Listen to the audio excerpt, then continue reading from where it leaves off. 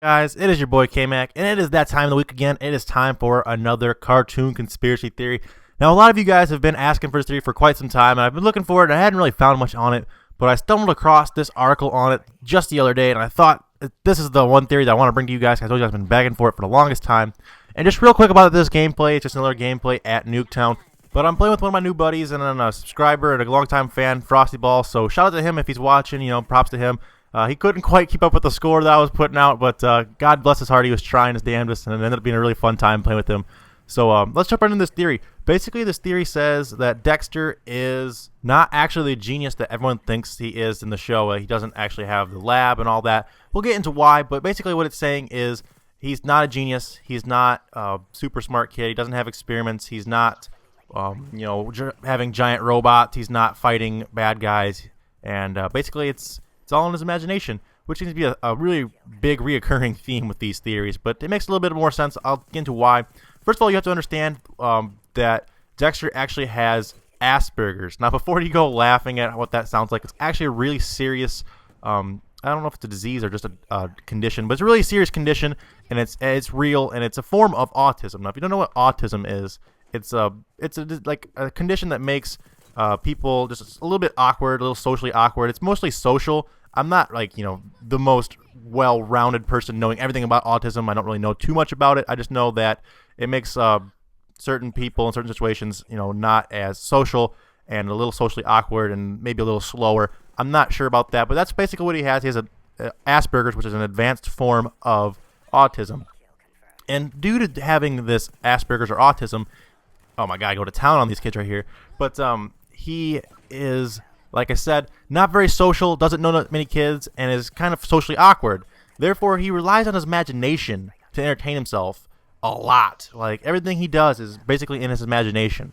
So the entire lab, all of his robots, all of his experiments, everything like that is basically just a figment of his imagination that he made up himself, just basically to entertain himself because he doesn't have a whole lot of friends. He doesn't have a whole lot of people to talk to just because he has that condition, Asperger's or autism. He's not, socially, he's not like a socially normal person. It's this kid, Dark Horror McDougling right there. God damn that kid. Fuck that guy.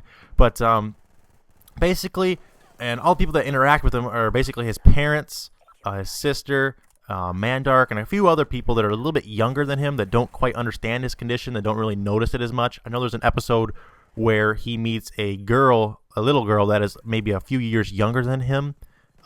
She basically, all she does is imagine things with him, and they have a good time, and that whole episode's about using their imagination, and it makes a lot of sense that they would use their imagination together because she doesn't really notice yet. She's not old enough to comprehend how someone can be different, and he imagines things just as much as she does, so they end up being really good friends at the end of the episode, and that was actually a pretty fun episode. I remember that one very well, actually. But some of the other things, of course, his parents and his sister, Dee Dee, who are normal and don't have this condition, would play along with his illusions of grandeur. They would do basically anything. It's just like a real family member would do if they had a sibling or a child that had these problems. They would obviously do everything in their power to entertain him, make him happy, and not burst his bubble on things being in imagination or not real. They would obviously play along with him as much as they can to talk to him. And look at this kid, still Dark Horror McDougling. I fucking hate that guy.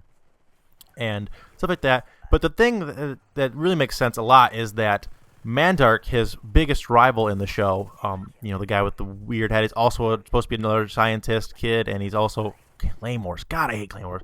He's also supposed to be like him. He's just basically his big giant rival.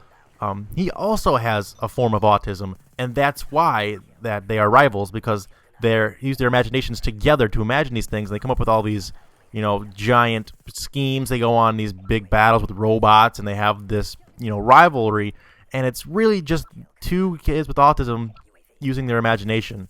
And it makes a lot of sense that they would do this, because a lot of times when a child has autism, they will find another kid that has similar condition, and they will actually end up being really, really good friends because they have similar conditions. And it makes a lot of sense that that would happen in this show. And like I already said, he doesn't have a whole lot of friends. He doesn't have a whole lot of interaction with other kids. So when you see him at school, he only interacts with younger kids, like that little girl I talked about. He also interacts with a foreign exchange student, a couple of other kids that are younger, and he has a couple actual friends here and there that he talks to, but they're just they don't really interact too much, not in too many episodes, and not that big of characters. But another thing this theory explains is why Dexter has an accent, and no one else in his family has that accent. So that's something I picked up from this theory. I didn't really notice until they told me, but it makes a lot of sense that he would have a speech impediment or some kind of accent like that, and the rest of his family wouldn't because they don't have this condition that he has. But that's basically it for this theory, guys. So if you guys could go ahead and drop a like, it'd be very much appreciated. If this theory makes it to 300 likes before the end of the weekend, I will go ahead and make another one of these videos for you guys by Thursday.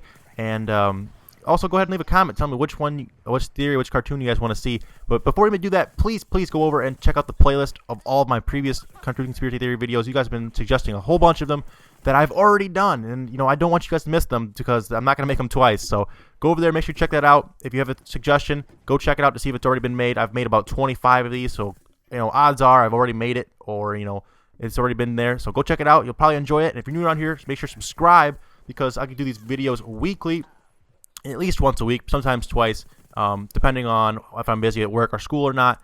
But that's it, guys. Game the fuck on. Until next time, peace out. I want to get some Frosty Balls. Look at that score right there, baby. Yeah! Alright, if you guys stuck around this long, I hope you guys enjoyed, and I hope you guys have earned your like. And like I said, 300 likes on this video. I'll be dropping another one of these. You guys can check out my previous theory video about how Super Mario World 3 never actually happened. Go ahead and check that out. And as always, guys, game the fuck on. Until next time, peace out.